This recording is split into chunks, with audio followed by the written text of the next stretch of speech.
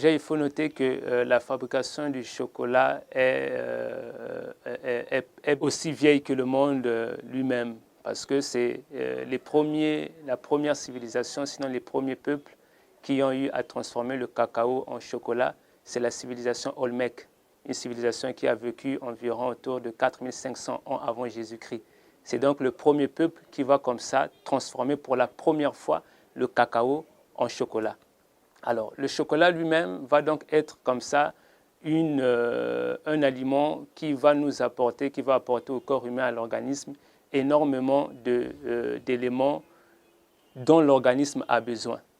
Parce que dans le chocolat, on va comme ça avoir déjà un certain nombre de vitamines, parmi lesquelles la vitamine C qui sera contenue dans le cacao.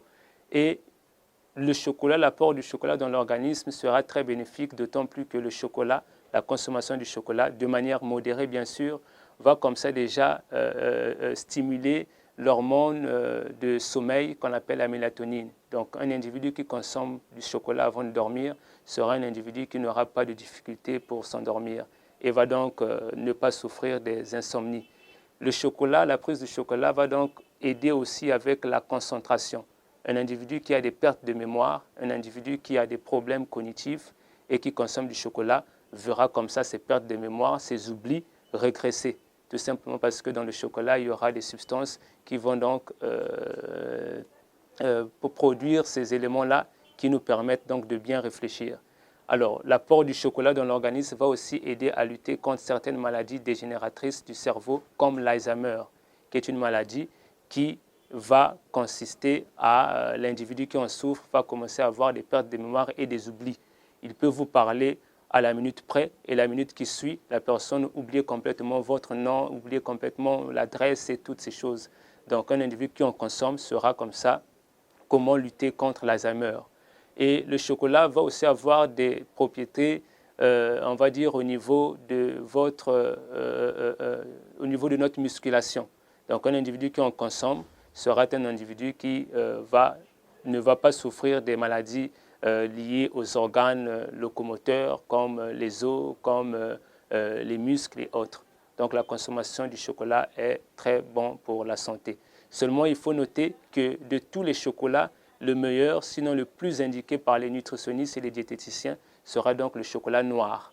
Pourquoi le chocolat noir? Parce qu'il ne va pas contenir énormément de sucre, ce qui va être très mauvais pour les individus qui souffrent déjà du diabète et qui ne veulent pas en souffrir. Donc le chocolat noir ne contient pas énormément de sucre, mais aussi le chocolat noir ne va pas contenir énormément de matières grasses. Donc ça ne va pas comme ça déranger l'activité cardiaque d'un patient. Le chocolat noir déjà est reconnu déjà par sa couleur au plus simple, d'où son appellation très simple et simpliste, chocolat noir. À la différence d'autres chocolats qui vont généralement tendre un peu vers le brun ou vers le roux. Le chocolat noir, lui, sera beaucoup plus simple. Et pour le reconnaître, lorsqu'on est dans un supermarché ou dans un endroit où on peut se procurer des substances et des éléments alimentaires, il suffit simplement de lire au niveau de la notice, sinon au niveau de son emballage. Généralement, il sera marqué chocolat noir. Et on va voir au niveau de sa composition. Généralement, les matières grasses seront presque nulles, donc la graisse, et aussi au niveau des glucides, au niveau des sucres, on aura pratiquement une valeur nulle. À ce moment-là, on sait qu'on est en face d'un chocolat noir, donc un chocolat qu'on peut consommer beaucoup plus que tous les autres types de chocolat.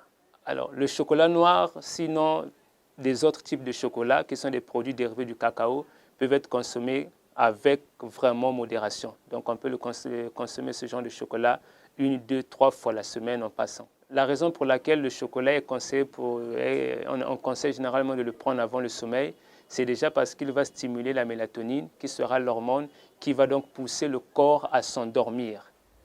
C'est là l'une des raisons principales pour lesquelles on peut conseiller.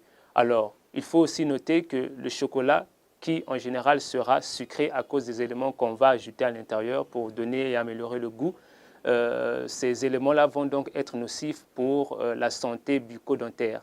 Donc un individu qui en consomme le soir, il faudrait que cet individu après nettoie sa bouche avec une bonne pâte dentifrice, sinon avec un bain de bouche pour éviter principalement que les résidus puissent s'accumuler au niveau donc de notre dent et des détériorer notre santé bucco-dentaire. Une femme enceinte peut consommer du chocolat sans trop de problèmes, mais seulement il faudrait veiller à ce que cela ne soit pas fait avec répétition. Parce que le chocolat, le cacao, va donc comme ça, surtout lorsque la femme est au niveau du premier trimestre, qui sera le trimestre qui va être le plus sensible de tous les 3 trimestres. Il faudrait que la femme soit beaucoup plus veille à ce que la consommation du chocolat ne soit pas vraiment exagérée. Sinon, il est possible d'en consommer même pendant la grossesse. Généralement, tous les aliments qui vont contenir une forte teneur en sucre vont, une fois après leur consommation, vont automatiquement demander un besoin de pouvoir s'abreuver en eau. Tous les aliments qui contiennent du glucide. Donc, lorsqu'on mange du chocolat, il n'est pas rare de constater que 5-6 minutes après, que l'on ressente de la soif. Mais l'hormone mélatonine ne sera pas sécrétée de manière, on va dire, ne va pas être sécrétée aussitôt. Il faudra attendre autour de 10, 15, 20 minutes pour voir cette hormone commencer à être libérée du cerveau et donc comme ça se répandre pour pouvoir permettre à l'individu de s'endormir. Donc ce n'est pas une solution directe, sinon magique, mais ça sera plutôt une solution à long terme.